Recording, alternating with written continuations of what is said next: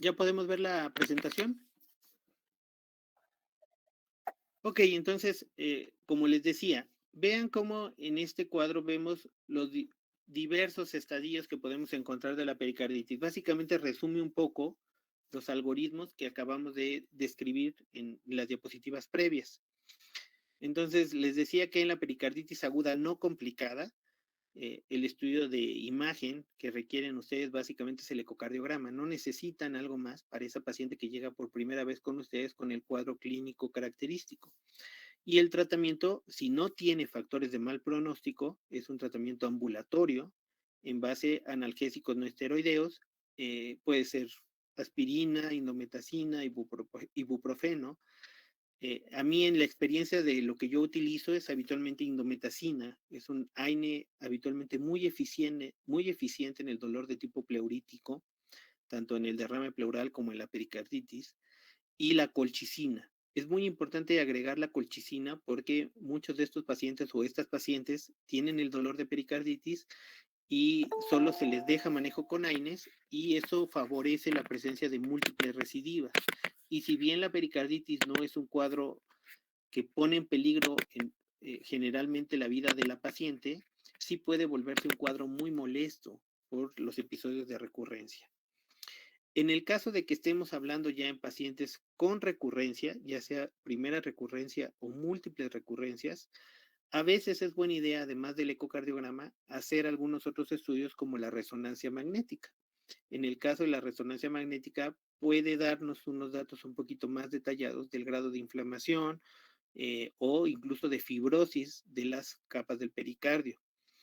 El tratamiento, en el caso de la recurrencia, si se trata de la primera recurrencia, es más bien prolongar el periodo de el uso del AINE con la colchicina. En vez de usarlo de 4 a 6 semanas, se llega a prolongar hasta por lo menos 6 meses. Si a pesar de prolongar el tratamiento con el AINE y la colchicina, nuestra paciente o nuestros pacientes regresan con múltiples cuadros, ya no sería de pericarditis aguda. Si son de más de 6 meses, estamos hablando de pericarditis crónica, entonces es cuando se debe valorar el uso de esteroides por vía oral. En este caso, probablemente el esteroide más frecuentemente utilizar es la prednisona. No sé si ustedes ya lo vieron en farma, pero los asteroides son fármacos que se deben agregar y aumentar de manera gradual y luego el retiro también debe darse de forma gradual para evitar las complicaciones o los efectos secundarios del uso de esteroides a largo plazo, que habitualmente son aquellos de desarrollar un síndrome de Cushing, en este caso como consecuencia de los esteroides. Entonces es muy común que empiece o que se tenga que empezar la prednisona, que habitualmente viene en tabletas de 10, de 5 y de 50 miligramos, digamos a dosis de 10 miligramos diarias, luego a la siguiente semana subirlo a 20 miligramos hasta llegar a una dosis máxima de 50 miligramos al día. Una vez que se cumplen los 6 meses del tratamiento, se tiene que empezar a disminuir la dosis otra vez de forma gradual. Es decir, si estamos con la dosis máxima, esta paciente ya con 50 miligramos, habitualmente lo que hacemos es tenerlo una semana o bajarlo a 25 miligramos, luego otra semana bajarlo a 20 miligramos y irlo retirando de forma gradual. Si el paciente, a pesar del tratamiento con esteroides, con antiinflamatorios, persiste o hace complicaciones mecánicas como una pericarditis constrictiva, pues se debe valorar tratamiento quirúrgico posiblemente. Es decir, dado que no va a mejorar la sintomatología del paciente ya con medicamentos, porque ya está originándose una inflamación crónica y cambios fibróticos a nivel de la capa del pericardio, entonces el paciente tendría que presentarse una valoración al servicio de cirugía cardiotorácica para ver si es candidato o candidata a una pericardectomía. ¿Cuántos pacientes con pericarditis aguda evolucionan a pericarditis crónica y pericardectomía por una constricción o pericarditis constrictiva o un taponamiento? Yo les podría decir que son menos del 5%. Es decir, la gran mayoría de los pacientes se van a quedar en las primeras etapas si son bien manejados desde un inicio con el suficiente tiempo del AINE con la colchicina. ¿Preguntas en esto, doctoras? No, doctor. Ok. Entonces, les decía yo que en realidad la pericarditis aguda se vuelve crónica cuando los cuadros de dolor o la presencia del cuadro clínico dura más de 3 meses. Y así como histológicamente nosotros veíamos que había varios subtipos de pericarditis aguda, dependiendo los cambios histológicos que se producían, y decíamos que en la pericarditis aguda teníamos básicamente una pericarditis seca, una pericarditis fibrinosa y una pericarditis efusiva. En el caso de esas pericarditis, digamos que cada uno de esos subtipos puede evolucionar a un subtipo crónico con mayores complicaciones. En el caso de la pericarditis efusiva, pues se pasa a otra pericarditis efusiva, que sería propiamente el taponamiento cardíaco. En el caso de la pericarditis seca, habitualmente una vez que se queda de forma crónica la inflamación va a pasar a ser una pericarditis adhesiva, es decir, las capas del pericardio van a tender por la inflamación a unirse y a disminuir el espacio virtual entre ellas.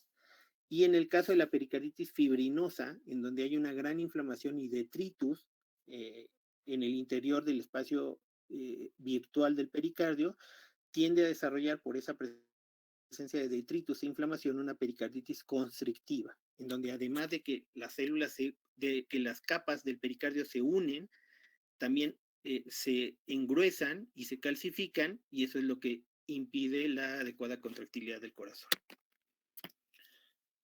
Esto es lo que va a pasar a lo largo del tiempo en estos pacientes que tienen pericarditis efusiva crónica. El área cardíaca va a aumentar, podemos tener grandes derrames, sobre todo si estamos hablando de más que de un origen viral, de un origen inmunológico. Muchos pacientes o muchas pacientes con enfermedades reumatológicas hacen grandes derrames pericárdicos, e incluso con grandes derrames pericárdicos, muchas de ellas no están con taponamiento cardíaco por el tiempo de evolución.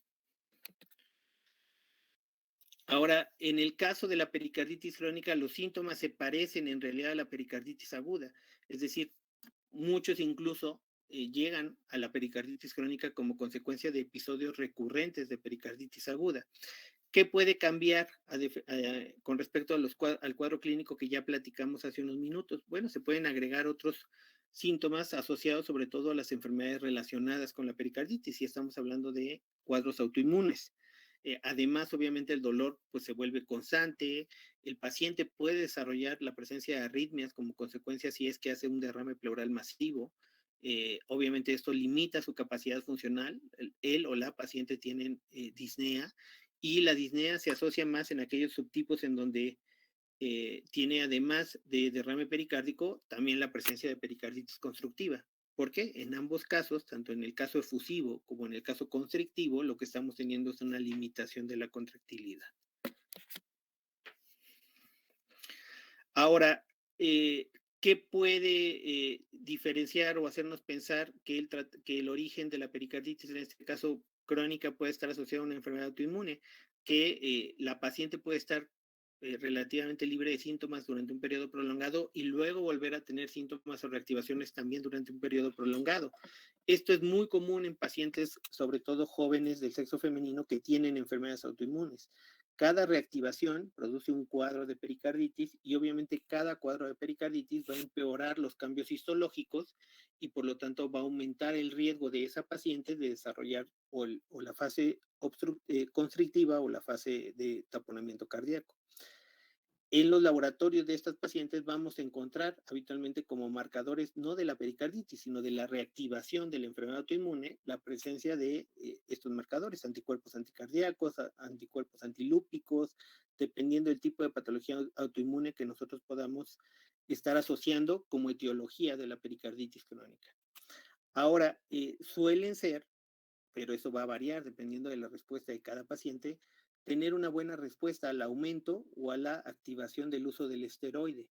Dado que muchas de estas pacientes son tratadas con esteroides durante los periodos de reactivación, habitualmente la respuesta suele ser buena dependiendo de cada paciente. Habrá también pacientes que tienen una enfermedad autoinmune muy agresiva, en donde a pesar de haberse aplicado el esteroide incluso en los tiempos y en las dosis adecuadas, la respuesta no suele ser tan buena. Obviamente esto tiene un mal pronóstico para la paciente, no solo por la pericarditis, sino por todas las otras complicaciones que están asociadas a cada una de estas enfermedades autoinmunes. Aquí estamos viendo, creo que esto pues, una tabla en donde estamos observando los diversos estudios diagnósticos que podemos utilizar para el diagnóstico del taponamiento cardíaco. Muchos de esto ya lo platicamos. Obviamente desde la placa de tórax nosotros podemos ver la presentación de un crecimiento del área cardíaca. Ya sabemos que el estudio de elección para el taponamiento, como para todas las veces que queramos nosotros tener una buena ventana sobre la contractilidad miocárdica, es el ecocardiograma.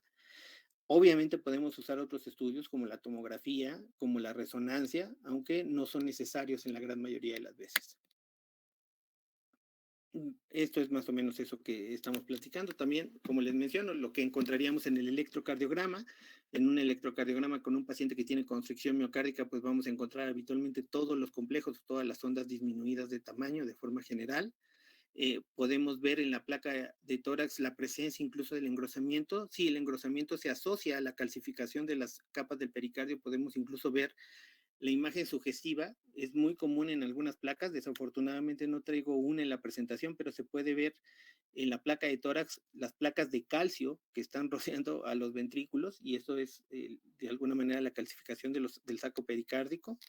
En el ecocardiograma, pues lo que vamos a ver es la limitación o el colapso de las cavidades, sobre todo de las auriculares, durante la contractilidad, que esto lo que nos está hablando es que hay una repercusión hemodinámica del engrosamiento pericárdico en el corazón.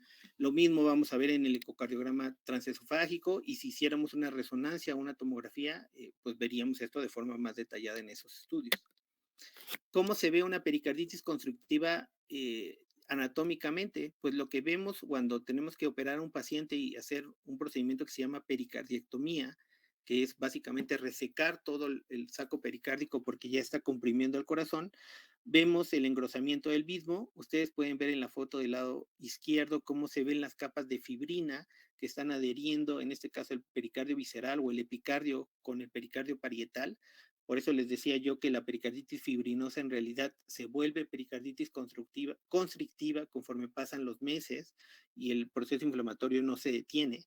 Entonces, lo que hay que hacer en esos casos es retirar todo el saco pericárdico inflamado para poder liberar y favorecer que mejore el gasto cardíaco en este subgrupo de pacientes. ¿Preguntas, doctores, doctoras?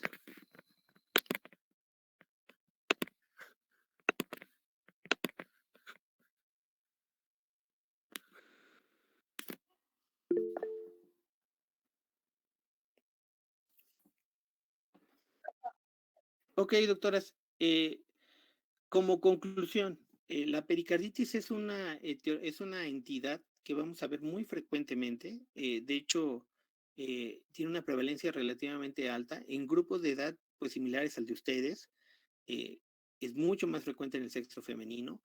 Normalmente la ven médicos de primer contacto, que es lo que ustedes van a hacer de forma más inmediata, y es muy importante que el tratamiento sea adecuado por el tiempo suficiente, el AINE junto con la colchicina por el tiempo suficiente. Si esto no sucede, muchas de estas pacientes van a terminar teniendo molestias con disminución de su calidad de vida por varios meses por la presencia de cuadros recurrentes. Y como les menciono, si bien estos cuadros sí pueden evolucionar a una patología que limite su sobrevida o algo, la verdad es que más bien lo que sucede es que se vuelve una molestia crónica en estos pacientes y que después es más difícil de erradicar. Entonces, es muy importante que el tiempo sea suficiente, por lo menos de 4 a 6 semanas de tratamiento. Y en el caso de que persistan las molestias, entonces sí, a lo mejor hacer otros estudios complementarios al ecocardiograma, como la resonancia magnética, y valorar el inicio de algún tipo de esteroide. Siempre hay que ser muy cautos en cualquier patología en la que usemos esteroides, porque los efectos adversos del esteroide, como seguramente ya lo vieron o lo verán, si es que no lo han checado en Pharma, pues son importantes y pueden ser, pues tener repercusiones muy severas. Siempre de preferencia el uso de esteroides es de manera gradual hasta llegar a la dosis máxima, y luego el retiro también para no provocar complicaciones debe ser de forma gradual, y un porcentaje muy pequeño de las pericarditis pueden evolucionar a un cuadro crónico en donde sí pudiera ser necesario algún tipo de tratamiento más agresivo, como la pericardiectomía o la pericardiocentesis. Estamos hablando de un derrame pericárdico masivo. ¿Ok? Si no hay más preguntas, doctoras, entonces lo vamos a dejar aquí. La siguiente clase solo haríamos el examen de las valvulopatías y nada más lo que les comenté a quienes les toque rotar, por favor, para que nos veamos el lunes en el hospital. ¿Ok?